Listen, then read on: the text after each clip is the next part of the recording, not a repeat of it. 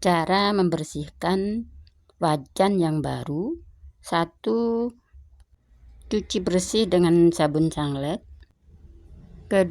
Panaskan wajan dengan sedikit air. Lap dengan tisu sampai kering. 3. Oleskan dengan sedikit minyak goreng dengan api agak kecil dan biarkan beberapa menit, lalu matikan api. Dan saat mau digunakan memasak wajan baru Anda, insya Allah tidak akan lengket. Hari ini Senin 2 Februari 2026.